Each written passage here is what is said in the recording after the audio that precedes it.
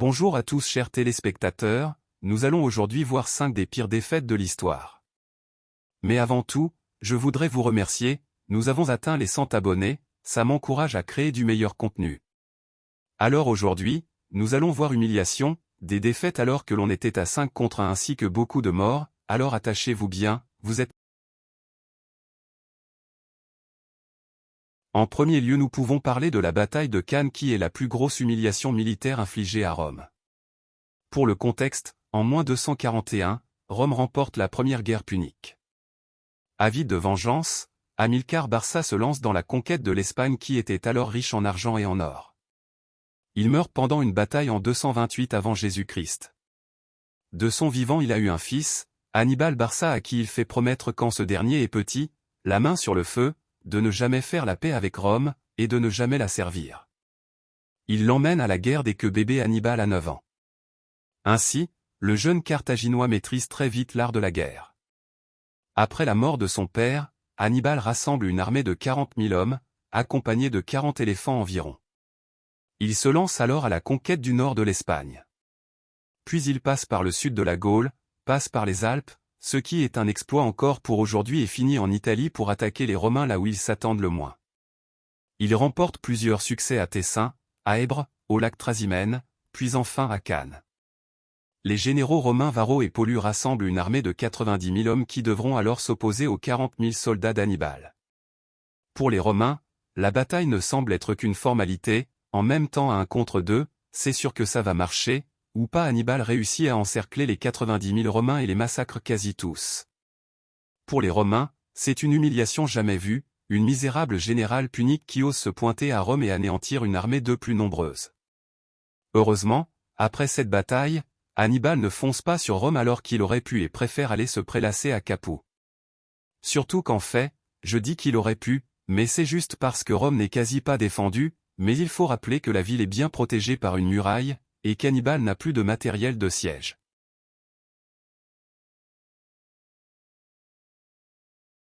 Une deuxième défaite écrasante est la défaite des Perses à Marathon, en moins 490 contre les Grecs. Les Perses attaquent la ville de Marathon sans que les Grecs ne puissent se défendre, car ils ont été pris par surprise. Les Marathoniens envoient alors un messager à Athènes, ce messager court d'une traite la distance et après avoir délivré son message, meurt de fatigue.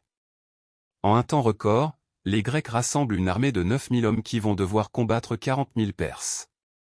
Comme les Romains à Cannes, pour les Perses, c'est une formalité, car là, l'équilibre des forces est encore moins présent, on est à un Grec pour plus de 4 Perses.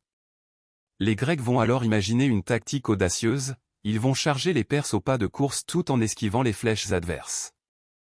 Les Perses ne comprennent rien et vont analyser la situation de manière erronée.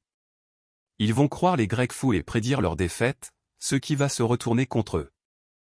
Les Perses se préparent alors à les recevoir. Ils voient que les Grecs sont peu nombreux. Les Athéniens engagent le combat, ça commence mal pour eux, les Perses avancent, mais ils se rendent ensuite compte que les soldats athéniens forment un piège autour d'eux et les encerclent. Les Perses tentent de fuir vers la mer, mais se prennent un gros stop par les Grecs qui brûlent la plupart de leurs navires. Ces batailles fait 200 morts chez les Grecs et plus de 3 fois plus chez les Perses. C'est la grosse honte pour les Perses qui attaquent quand même Athènes, mais l'armée grecque a eu le temps de revenir à Athènes à temps, forçant ainsi les Perses à faire demi-tour.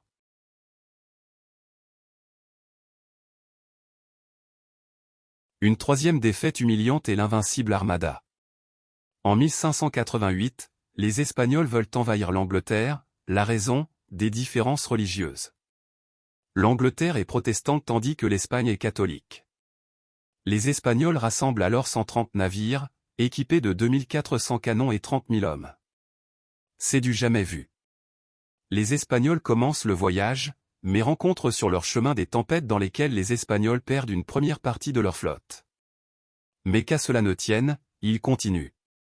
Ils se font détruire encore des navires par les Anglais au large des Gravelines. Les Espagnols continuent malgré tout une fois de plus. Ils arrivent ainsi au cap Lizard, au sud de l'Angleterre, en juillet. Mais les Anglais les attendaient, ils n'arrivent donc pas à débarquer. Pire encore, les Espagnols, à cause des tempêtes, se tapent un tour des îles britanniques pour bien contempler leur défaite cuisante. Quand je parle de défaite, ce n'est pas une blague. Les Espagnols perdent la moitié de leur flotte, 6000 hommes qui sont tués et bien d'autres qui ont été faits prisonniers. Une belle humiliation.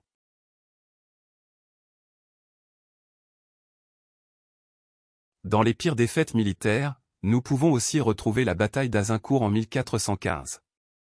Pour poser le contexte, le roi anglais Henri V d'Angleterre envahit la France suite à l'échec de ses négociations avec la couronne française. Mécontent, Henri V rassemble une flotte de 1600 navires, il accoste en Saint-Denis chef de Chaux, près de l'estuaire de la Seine. Le débarquement a lieu le 14 août avec une armée de près de 30 000 hommes. Il prend ensuite Harfleur le 23 septembre. Ainsi, il veut faire ce qu'a déjà été fait avec Calais, c'est-à-dire la gérer en tant que colonie.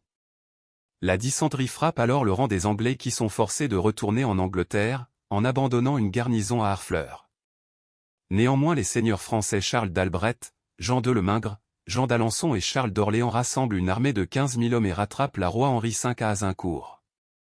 La nuit qui précède la bataille est une nuit pluvieuse qui va embêter les deux camps mais surtout les Français, qui voient leur terrain détrempé. Avant la bataille, les deux camps positionnent leurs armées. Henri V positionne ses archers à l'avant, sur une ligne, il envoie également des archers dans les forêts profondes vers les lignes françaises. Les gendarmes attendent derrière les archers. Les Français possèdent des arbalétriers qui ne peuvent pas rivaliser avec les archers anglais. Ces derniers sont protégés par des rangées de pieux qui les protègent. Les Français n'ont pas su positionner leurs troupes aussi finement que les Anglais. Ils créent un gros bloc de cavalerie qui reste à l'arrière, un bloc d'infanterie qui succède à plusieurs charges d'infanterie. La bataille commence, mais avant c'est l'heure des négociations, les Français demandent la renonciation pour le roi anglais à la couronne française. Les Anglais de leur côté demandent l'accès libre à Calais et sont même prêts à rendre les forteresses qu'ils tiennent dans le nord du royaume de France. C'est un échec. La bataille commence pour de vrai vers de 10 heures du matin. Henri V d'Angleterre fait alors avancer ses hommes de 600 mètres vers les lignes françaises, d'une part pour les provoquer et les faire attaquer, d'autre part pour occuper la partie la plus étroite de la plaine, entre deux forêts. De plus, en se plaçant aussi près, il met les Français à portée des flèches des arcs anglais. Les archers se réfugient derrière des pieux qu'ils ont taillés le soir ou la veille, apportés et plantés dans le sol pour parer les charges de cavalerie. Ils décochent une première volée. 900 chevaliers français chargent, ils seront arrêtés par la boue et par les archers anglais qui les criblent de flèches. Ils sont ensuite empalés, tués par les Anglais. Sur ce, les chevaux blessés cherchent à s'enfuir et se heurtent à l'avant-garde française à pied, qui devant ce massacre, décide de charger. Le connétable lui-même dirige la ligne principale d'hommes d'armes démontés. Leur armure lourde, enfoncée dans la boue, les Français parviennent jusqu'aux Anglais et le combat s'engage. Le connétable arrive à passer la garde rapprochée du roi et à un peu le toucher mais il est neutralisé puis désarmé par la suite. Les Anglais répondent par ce qu'ils ont de mieux, c'est-à-dire des volées de flèches. Les Français sont ainsi taillés en pièces en une demi-heure. Puis, dans le dos des Anglais, des cris retentissent. C'est Isambard, seigneur d'Azincourt, Riflard de Palmas et Robinet de Bournonville, avec 600 paysans. Ils s'en prennent aux bagages royaux et s'emparent de l'épée royale, d'une couronne, des sceaux royaux et d'une partie du trésor royal. De peur d'être attaqués à revers, Henri V ordonne de massacrer les prisonniers. Ils sont tous tués, sauf la majorité des seigneurs. Une troisième charge s'ensuit, mais elle n'a pas plus de succès que les précédentes. La bataille est terminée, les Anglais ont gagné. Les Français ont perdu 6000 hommes et 2200 des leurs ont été faits prisonniers, tandis que les Anglais ont perdu 600 hommes dont une dizaine de chevaliers. Les Français ont ainsi perdu 10 à 13 fois plus d'hommes que les Anglais.